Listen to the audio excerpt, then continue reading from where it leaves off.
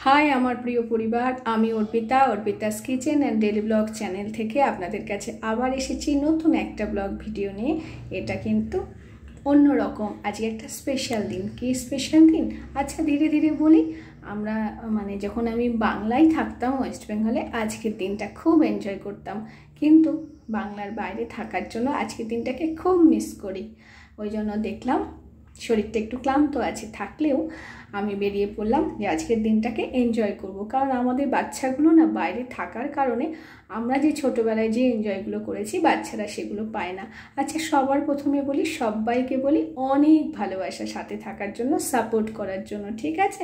সবাইকে অনেক অনেক ভালোবাসা। সবাই তোমরা আমার পাশে থেকো, আমিও তোমাদের পাশে থাকবো।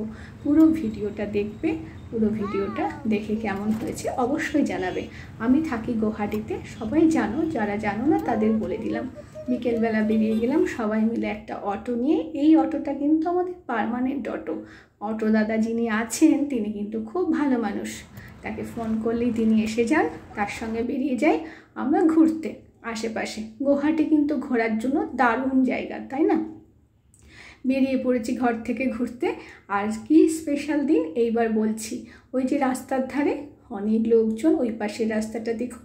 আজকে তো রথযাত্রা।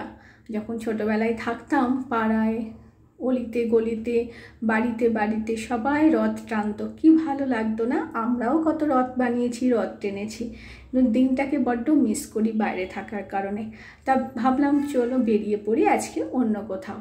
কিন্তু দেখুন সৌভাগ্যবশত আজকে রথ আমি দেখতে পেলাম, আমার খুব ভালো লাগছিল। কিন্তু এই ট্রাফিকের কারণে একটু রথের দড়ি ছোঁয়া গেল না, অসম্ভব সেটা, কারণ রুলস ওইদিকে যাওয়া যাবে না, অনেক কিছু ব্যাপার। সেই জন্য দেখতে পেয়েছি যে কত বড় লম্বা লাইন, আর আগে একদম আগের গাড়িতে আছেন মিনিস্টার। তারপরে দেখুন ভীষণ বড় লম্বা লাইন রয়েছে। এবার দেখব রথ। আমার যে কী আনন্দ লাগছে, আর ওখানে খুব সুন্দর হরে কৃষ্ণ হচ্ছে, ওই যে মহিলারা নাচছে, কিন্তু সেইগুলো আমি নিতে পারিনি, রেকর্ড করতে পারিনি। রাস্তায় প্রচণ্ড আওয়াজ, সেই জন্য পুরো ভয়েসটাকে মিউট করে দিয়েছি। আর এইবার দেখব জগন্নাথ, বলরাম, সুভদ্রাকে। খুব মিস করছিলাম মনে মনে, কিন্তু ভগবান নিজেই দর্শন দিয়ে দিয়েছে, তাই না? খুব ভালো লাগছে। এখানে সব থেকে বড় যে রথ, সেই রথেরই শোভাযাত্রা বেরিয়েছে। কত বড় লাইন দেখেছেন, আর কত মানুষ, মনে হচ্ছে আমিও যেন ওই লাইনের মধ্যে চলে যাই। এই যে কি ভালো লাগছে দেখতে, প্রচণ্ড। তবে হ্যাঁ, বাংলায় যেগুলো খুব বেশি বেশি এনজয় হয়, অনেক বেশি দেখা যায়, বাইরের রাজ্যেগুলো কিন্তু হয়, সবই প্রোগ্রাম হয়, কিন্তু খুব অল্প। এই যে দেখুন জগন্নাথ, বলরাম, সুভদ্রা, দেখে মনটা ভরে গেল। দেখার জন্য মন ছটফট করছিল, বিশ্বাস করুন। কিন্তু সত্যিই আমি দেখতে পেলাম, আমার খুব ভালো লাগলো যে হ্যাঁ, দিনটা আমার সার্থক হলো। এইটাই আজকে দেখবো বলে মনে মনে বেরিয়েছিলাম, কিন্তু দেখতে পাবো এটা কখনো ভাবিনি। চলুন আর একটা জায়গায় নিয়ে যাব। আর একটু ক্লান্ত আছি, রাতভর পুরো রাত জাগা ছিল। কেন ছিল? যে বন্ধুরা আমার আছেন তারা নিশ্চয়ই জানেন। ওই যে ঘুম, আর এত ট্রাফিকের মধ্যে ঘুমিয়ে পড়ছি অলোকের গায়ে হেলান দিয়ে। আর ওই যে একটা রথ দেখতে পাচ্ছেন, ওর সামনে আর যাওয়ার সৌভাগ্য হয়নি, পাশ দিয়ে বেরিয়ে এলাম। অসম্ভব ট্রাফিক। আর গুয়াহাটিতে এই যে যেখান দিয়েই যাব সামনে পাহাড় দেখতে পাবো, তা ভাবলাম একটু আপনাদের সাথে শেয়ার করি। আর এই যে যাচ্ছি ব্রহ্মপুত্রের পাশের রাস্তা দিয়ে, কি অদ্ভুত ভালো লাগছে। আর ব্রহ্মপুত্রের জল এখন সাংঘাতিক মাত্রায় বিপজ্জনক হয়ে রয়েছে। এমনি তো ব্রহ্মপুত্র যারা জানেন তারা জানেন এটা একটা অসম্ভব বড় নদী, আর প্রচুর জলটায় ওই কারেন্ট থাকে বলে না, তেমন একটা ব্যাপার আছে, সাংঘাতিক বড়। আর প্রচুর স্পিড, জল একদম চুপু চুপু। বর্ষাকাল এখানে তো যখন তখন আরেকটু বেশি জল হয়ে গেলেই রাস্তার উপর জল উঠে আসবে, এমনি একটা ব্যাপার।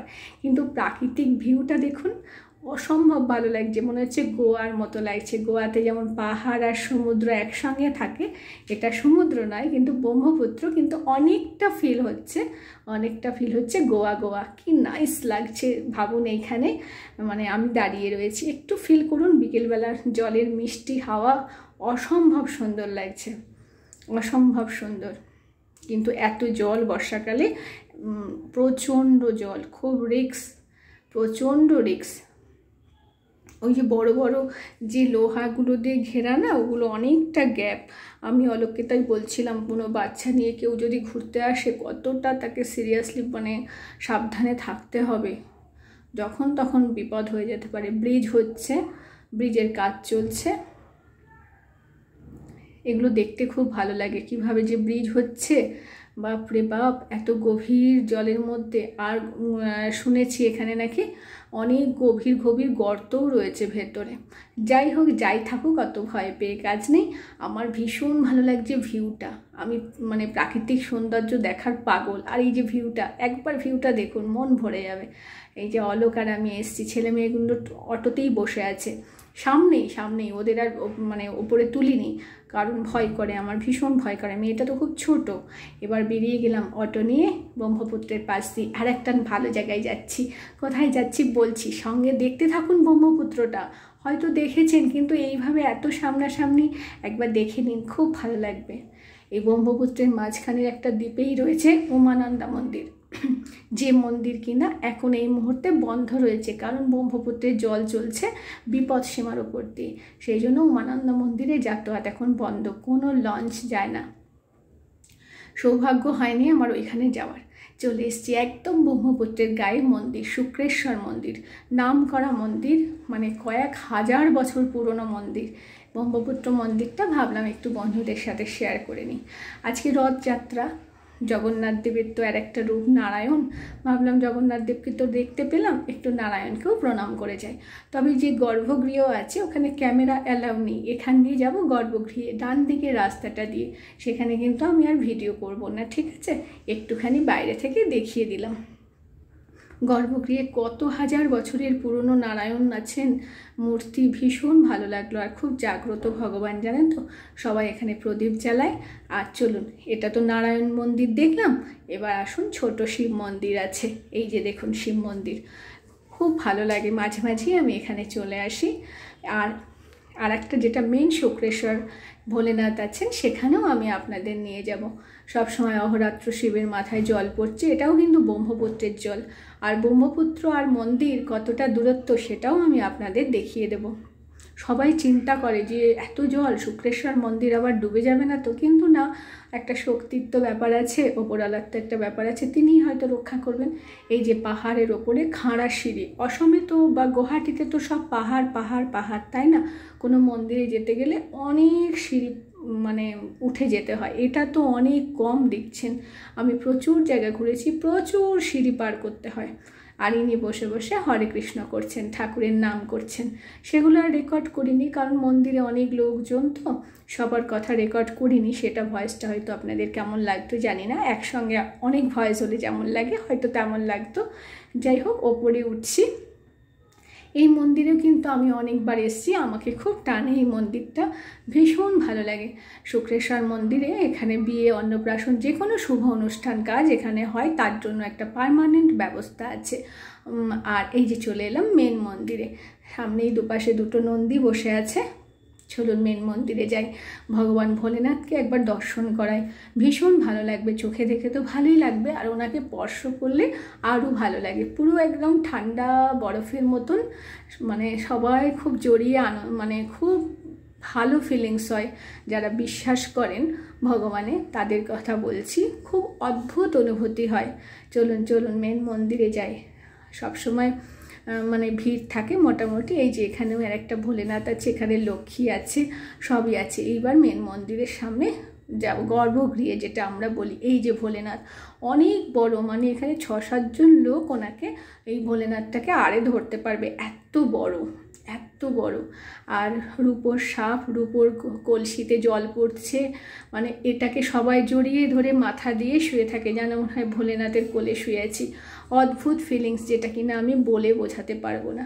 সবাই হাত বোলায়, আমিও কতক্ষণ অফ ক্যামেরায় মাথা দিয়ে শুয়েছিলাম আর ভোলে বাবাকে প্রার্থনা করছিলাম। আমি দিয়ে ওখান থেকে বেরোলাম, ওখানে অনেকটা টাইম ছিলাম। এসে নন্দীকে আমার মেয়ে প্রণাম করছে, আমিও নন্দীকে প্রণাম করলাম।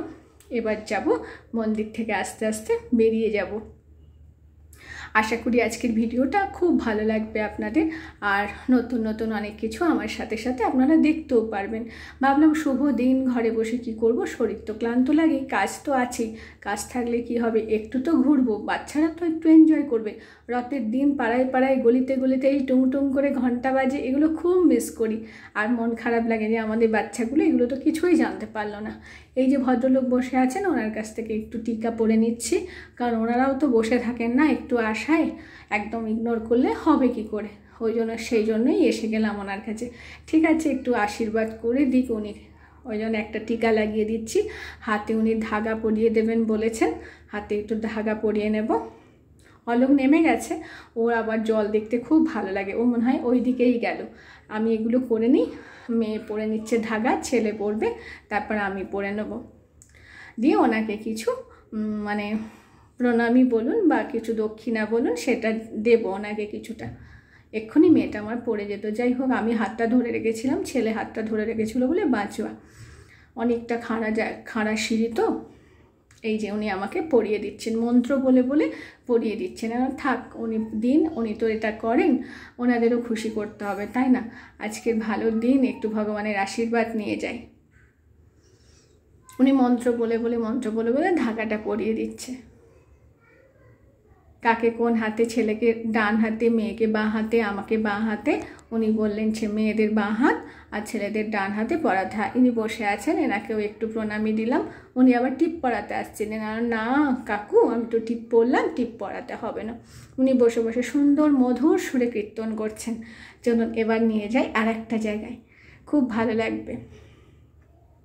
জুতোটা পরে নিই, জুতোটা পরে চলুন ঘুরে আসি। কতটা বড় এরিয়া, বললাম না, এখানে বিয়ে হয়, অন্নপ্রাশন হয়, যে কোনো শুভ অনুষ্ঠান এখানে হয়। আগে করে মন্দিরে বুক করে রাখতে হয়। শুক্রেশ্বর মন্দির, নামকরা মন্দির, গুয়াহাটির বহু পুরনো রাজাদের আমলের মন্দির এটা। আর এই রাস্তা দিয়ে চলুন কোথায় যাচ্ছি দেখবেন, চলুন। দেখছেন তো, শুক্রেশ্বর মন্দিরের এলাকাতেই আছি। এখানে আমরা প্রায় আসি, খুব ভালো লাগে।